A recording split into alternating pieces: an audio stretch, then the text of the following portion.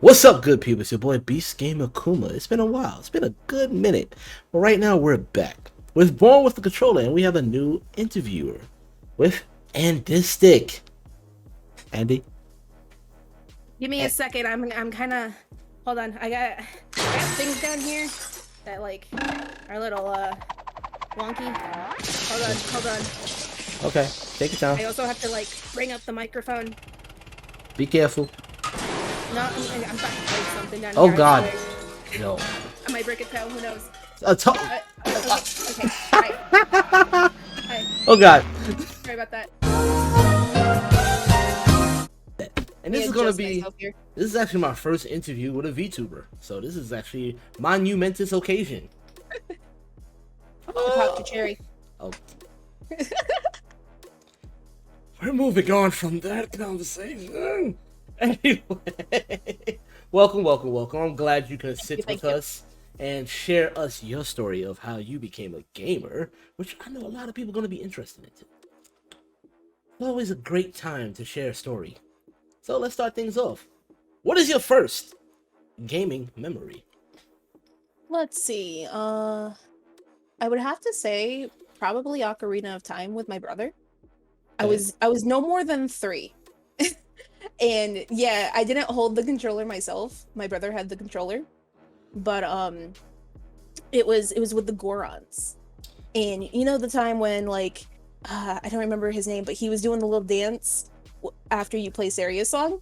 Yeah, I love that. I was like, play it again. I want to see him dance. Of course, I don't think he could, but he was like, I could play you the song, and that's when I was in love with Saria's song, which is also the same song used for the Secret Woods. And that was my ringtone for my phone for the longest time. Jesus, stuck with you for that long, huh? Yeah, it still sticks with me.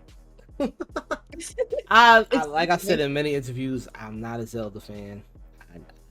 The only Zelda I played was the first one on the NES, and that was it.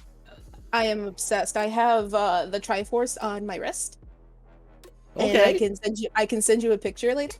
Oh my God. But do you have the sword? The sword, no. This was a little itty bitty poke and stick, and she couldn't do the sword. No, I understand. I'm just talking about the actual sword. Oh, the actual sword? I wish. It's not that hard to get. It's not that hard. I know, but it's usually like I don't have the money or something like that. Not even the Or ocarina? I can't find it. I could probably find it. Oh, you do have an ocarina? Yeah. Does it play the same? Have you started any storms with it? I haven't played it recently. You know what's the funny part I thought about that? Because if you time it just right today, you could probably go outside, record yourself using an ocarina, because it's about to rain soon. So if you time it just right, play the Song of Storms, and all of a sudden it starts thundering. It's just like, oh shit. You just have a random person just kind of like, hey, stop it. You stop it.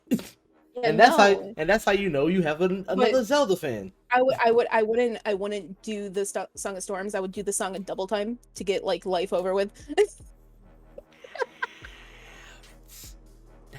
I know that's super dark, but also the Song of Double Time is actually dope. That's depressing in some ways. But have you? I don't think you've heard the Song of Double Time. No, the thing is that I know of Zelda. I've seen people play it. Yeah. I know all the games. Yeah, I know what Double Time is. But damn, that's kind of dark. I also like the Song of Healing. I have that as my Animal Crossing town song. Real talk, I probably be using the Song of Healing all the freaking time. As many fights have I gotten into, I just be like, give me a second, hold on. Especially in like the state that we live in, yeah. Yeah. Oh Jesus, don't even get me started. All right, so since you talked about your older brother, so you was always the player too from birth, huh? Yeah, especially with like 2 older brothers. Oh, no. Yeah, I am the baby of the family, and I am the only girl. So you're forever Luigi. Yep. And not only that, my middle brother, who always had the controller, wasn't really a gamer, but it came down to it as if he didn't get it, I didn't get it, and if it didn't exist, it didn't exist. How does that work? It's like if my mother never got it, it didn't exist, obviously. Okay. And whenever she would get something that was like gaming related, it was always like a joint gift because I believe it was some stigma of like my brother is a boy. You know? Ah. Yeah. Huh. Still going on. I can't believe that. That was like when I was really young though. Yeah, but you were And technically a 2000s baby, so that should have been out the window by well, now. no. I was in 1998, baby. I was still the 90s. Yeah, loose, but still. Anyway, 2000 babies. It's like somebody trying to say, I'm still an 80s baby. It's like, you born in 1989. No, you're not. You left the 80s. You left the 90s at that time. I mean, you were born in 1900s, but technically Yeah. speaking, you don't remember the 90s like we do. I might remember a little bit of like 1999, but that's it. By the time 1999 came out, it was already like the 2000s already. Yeah. I mean, you was around for the Matrix. At least kudos for that. Yeah. But, But also, like, my whole growing up was very old school. Nah, I was very into Pink Panther and all that type of stuff. so pretty much yeah. you got an old soul in a way. Yeah. Okay, that makes sense. And, That makes sense. my older brother taught me a lot of things of like the old school gaming. So. See, that's good. At least your older brother got you on the lesson. Like, listen here, you're gonna understand what this is good and what's bad. Yep. That's good upbringing. That's a good upbringing. It's the funny thing of like how much I mirror him as far as gaming and like every other type of thing, like our music tastes. So what's the gap between the ages? We are 14 years and a day apart. Whoa. He is so March he's 27th. So he's in my age bracket. Yeah. Oh. Yeah. Damn. He is March 27th and I am March 28th. Okay, so that's good. Yeah. So definitely he taught you all the good stuff. That's good. Oh yeah. Okay. Yeah, he did. So what? No, go ahead. Continue. No, continue. He was like really into World of Warcraft and I wasn't though, and he was trying to get me into it. I remember that. Be glad. Just be glad. It was a weird time when I first came out. Be glad. Yeah. I lost track of time that whole weekend. It's like before It doesn't help that I'm the opposite, where I'm into Final Fantasy 14, which is literally the same thing. I mean, don't get me wrong. Final Fantasy 14, it slaps. I ain't gonna lie. It's a good game. It's a good. But I think just the community is a lot better. That is that's the main problem because World of Warcraft it's up there. It's old, and so you got a lot of seasoned gamers on there, and they just got this whole idea. Old, though. It's not wrong with old. It's just that if you playing a game for so long, some people get an ego after a while. Oh yeah. So that's how I see that's the main problem with that. It's like they don't evolve with the times; they just stick their own convictions that whole time. So I'm just like, eh. So, what game did you feel make a big impact on your life? See, now, you're gonna be thinking like, oh yeah, Skyrim. This girl is Skyrim. She's modded Skyrim 100%. You know, people who know me assume anything. But people who know me, like, I spout Skyrim a lot, right? You know. Yeah, it's not Skyrim. I was trying to have an open mind, but she just like brought me back in. It is Rusty Hearts, and I've talked about it briefly with you. Yes, actually. You have. You tried to get me into it. I still haven't played yet. It's an old school anime RPG that got me really into MMOs. Ooh. Because it was the old school dungeon crawler hack and slash type of MMO. Okay. And I don't know, it always stuck with me, and that's kind of how I got my gamer tag too. Really? Yes. Well, let's get into that origin. What brought Andistic together? Well, see, back in the day, there was like all this whole thing of you get a friend and you level up together, you know? Yeah. She was Pandistic and I was Andistic. And she's had that username for like years before I even touched Andistic. She quit the game, but I still continued on that character, but also on my main character, and I still have pictures of both. Oh wow, see, that's badass. Yeah. Yep. The origin of Andistic, everybody. You heard it first. The origin. So this is gonna be a deep one. At what point did you realize that you was born to game? Like gaming was gonna be your part of your life, no matter what? It was probably when I was like around 7. And I was stuck inside a lot because I broke my elbow. Oh, So I didn't really have time to go outside. And that's kind of like where it really kicked off, because that was like the PS2 era for me, and the DS era. That was a good era. And the PS2 era didn't last long for me because my brother sold the PS2. But Damn. I know, I was so mad, but no one really cared because it was my brother. Yeah, that was his. So It was like, it was his, and even though it technically was ours, but I remember playing Devil May Cry at 7 years old and being terrified of the skulls, the flying skulls. Hated them. There was also a game called Frogger that I played. Yeah. It was bizarre. impressed. It was bizarre looking. I think that was a PS2 Frogger, I believe. Yep, Yep. and I only remember the ship level. I want to say what it was because I got stuck on it and I couldn't figure it out, and I kept dying. And that was kind of like we also played like Mortal Kombat and Street Fighter and all the fun gory games. Yeah. But after it was sold, it was mainly my DS for me, and because I was female, I mainly got like DS babies, DS horses, DS dogs, that type of stuff. But then came Spyro, the Eternal Night, and I played the ever-loving hell out of that game. I didn't beat it until I was 15 because I couldn't defeat one of the dragons. But once I did, I laid her to rest. I put her down, and I was like, yes, finally. Oh my god. So after all that happened, and you realized that when did you realize that you needed to buckle down and get your own system from now on? I want to say it was a little bit after I got my computer. Okay. And that was when I was 13 years old. Okay. I didn't really know how to use the computer, but I was mainly on YouTube. Yeah. And then around the same time, I was watching my friend play Skyrim. Mm-hmm. And I was like, I really want to play that game. That looks very fun. And she was like, here, I have a copy of Oblivion. And that's where my addiction started. Ooh. Yeah, I started with Oblivion. And on PC. Even though on PC, nice. never modded the game. Mm.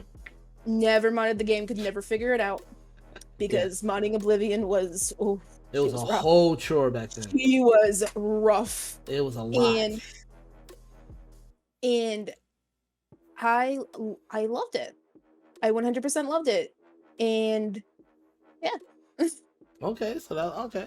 It's kind of like a long generational story of like, okay, this is kind of the beats of where it started. So you already mentioned that it was already a big struggle that you was a girl, so everybody treated you as such and brought you all these kiddie games. Like, like you said, Nintendogs and babies or something. What other struggles did you have to face being a, female gamer? It's still like mainly because I am female. So whenever I would play like Call of Duty on my brother's Xbox or Call of Duty Zombies or whatever, and it had in-game voice chat, and I would open my mouth and be like, hey, can I get something over here? It would be immediately catcalls, immediately sexual harassment. It was really bad back then. Really bad. Yeah, I know this is probably like a repeat question, but sometimes people go through different experiences. And I just try to ask and see what, different experiences people go through. But it sounds like you went through the typical normal shit that people mostly go through. Oh, yeah. And especially like once I graduated to like PC, I can definitely say that PC is a lot better than console. And console has gotten a lot better in the years. But it was mainly console users that did it. Yeah. Because I used to play Gary's Mod like almost every day when I was 14, and would never get sexually. I would never get harassed.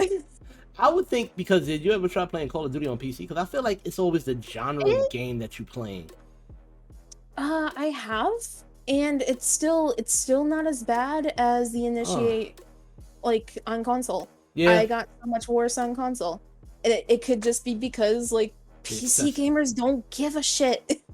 Or it's just the fact that, you don't get that many PC players that deal with that because they're just That trying to too. concentrate on the game. And a lot of console players, since it's more affordable, you get those type of people. So it's like, Mhm. it's always weird. That's why I like playing fighting games, because nobody talks. Yeah. Concentrate on the fighting. You don't want nobody up in your ear unless you have a group of people that you know and y'all just playing just to have fun. But when you're in rank, you just turn off the mic immediately and just concentrate on fighting. That's kind of the same thing that I do in League. Ah, Of like, I mute everyone, like just shut up. I'm just here to play. I'm just here to have fun. but they still be Be quiet. typing on there too. They typing mad You weird can mute shit. them. Oh, you can mute them on type? You can 100% mute them. You can shut them up, damn. and it's kind of funny. Cause like then they'll go and like say, cause like they'll reappear Mhm. in the after game, or it might have changed now, cause I don't play as much. Yeah, but I it would haven't played in years. reappear in the after game, and they would be like, "I'm reporting you." Like, go ahead, Go ahead. And they didn't go shoot. ahead. Well, to follow up to that question, it's like, even through all that, what kept you going though? Like, what strength did you have to just keep on going with all that BS that you had to deal with? I had fun. Ah, I had fun. Like sometimes I would get in and like throw a little salt back. there you go. Because I clap back. The moment you start talking shit, I clap back. And it's sometimes the most hilarious comebacks. And I've derived some of mine from my internet daughter. Yeah. Where like our favorite one right now is, "I hope you choke on your broccoli tonight." Yeah. And another good one of my Okay. favorite one of mine, and this came from a video a couple Yeah. years back. Yeah. "I will spit in your Denny's Grand Slam." Ew. Okay, that's ew. And it's like so bizarre and so wacky and out there. It's just like, Yeah, you gotta do okay. those. You gotta do those weird insults where it just makes them go, huh? Yeah. Be like, you I will can't- kill your cat. And make them like, I don't have a cat. Well, now you do. I'm like, then whose litter did I take a poop in? That's a Deadpool reference, but I just I do. haven't seen Deadpool in years. Yeah, I just do weird insults back with somebody. Like, you always get, like, back in my day, it was always that one dude that say something weird, like, yeah, you can suck my dick. And I'm like, I'm sorry, bro, I'm straight. I'd be like, okay, when and where and what time? Yo, facts, it just throws them off. He just be like, they're like, what are you talking about? I'm not gay. I was like, well, you literally just offered me fellatio, and I'm just like, Exactly. When, where, and what time? Let's go. I'm like, I'm not into that, but thank you for the offer. But I just throw them off all the time. Or like when I haven't like quite spoken and they don't know I'm a female, I'd be like, "Nah, sorry, sir. I bet it's tiny with the game that you're playing right now." Ooh. Yeah, I go for the jugular. Impotente. Yeah. So, with all that being said, how do you feel about gaming now versus back then? It's very graphic heavy. Like, Meaning, like what? Like everything is about graphics. It's got to look good in order to quote unquote be good for like the current generation of gaming that's coming out, And I'm trying to like teach my nephew, like, it doesn't have to look good. It can have an amazing story. See, when I used to work at a certain game store that I don't want to name, when people talk about how's the graphics, I was like, let me ask you this: have you played Minecraft? I was like, oh, I love Minecraft. Then you don't care about graphics. Exactly. You don't care. Exactly. Don't worry about it. I've It's a great game. also viewed like the whole gaming genre that it holds your hand. Mm-hmm. It tells you to where to go, and I kind of miss the whole go onto a very shady form that hasn't been active for 3 years just to find out where that key is. Well, like Elden Ring does. Where it doesn't hold your hand at all. It's like they just flop you into a world. Figure it out. Yep.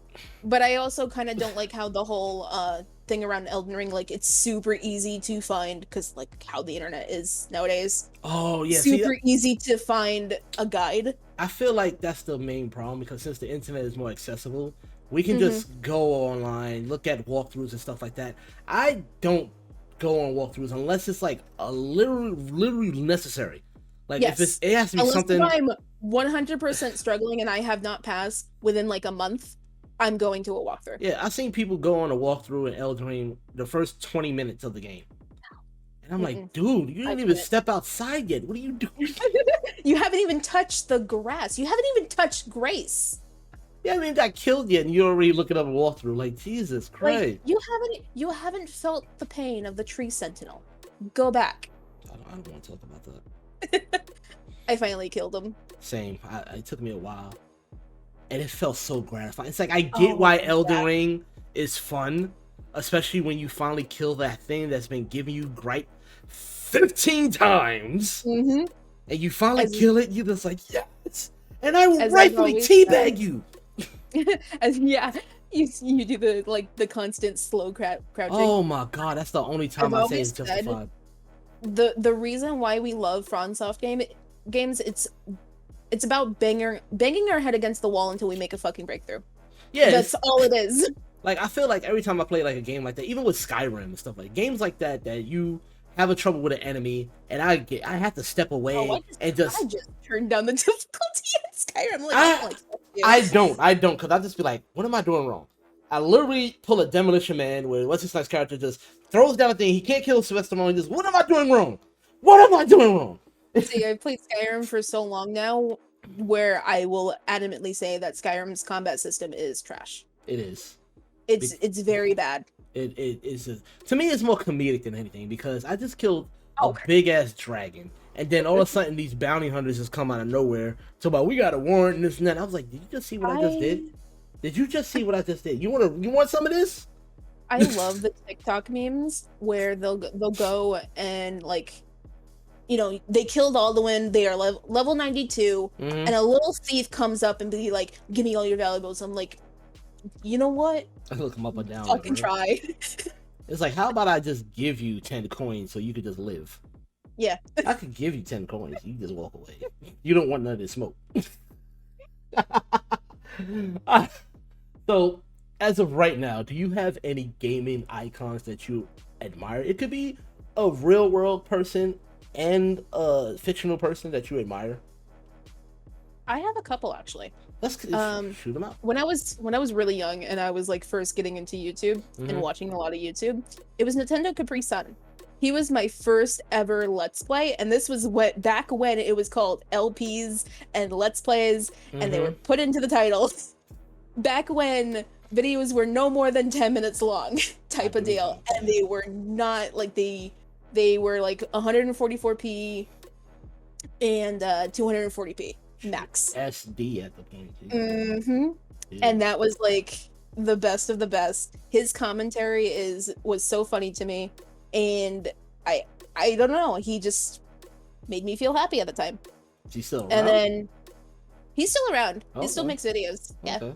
He's like not the biggest, he's still under 1 million, but I still think he is He's up OG there. pretty much. He's just Yeah, one of the he's still OGs. up there with like the people who are at the top for me. Gotcha. No. All right, go for it. Who's next?